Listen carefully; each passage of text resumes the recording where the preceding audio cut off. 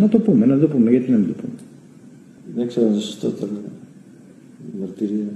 Είναι ιστορική μαρτυρία. Είναι ιστορική μαρτυρία και είναι η αλήθεια. Δεν είναι ιστορική μόνο, είναι η αλήθεια.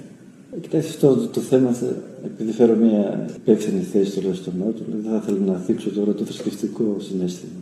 Η αλήθεια φύγει τελικά ή ανυψώνει το θρησκευτικό συναίσθημα? Ανυψώνει, αλλά αυτή τη στιγμή όμως. Μάθετε την αλήθεια, λέει ο Ιησούς, και η αλήθεια ελευθερώσει μας.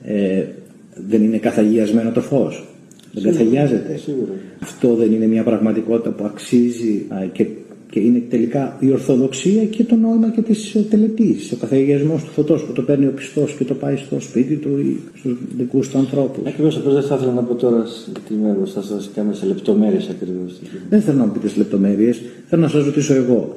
Μπαίνετε μέσα, ανάβετε πάνω από τον Πανάγιο Τάφο και φεύγετε για να το βρει αναμένο ο Πατριάρχης. Είναι έτσι ή όχι? Έτσι. Είναι έτσι? Είναι έτσι.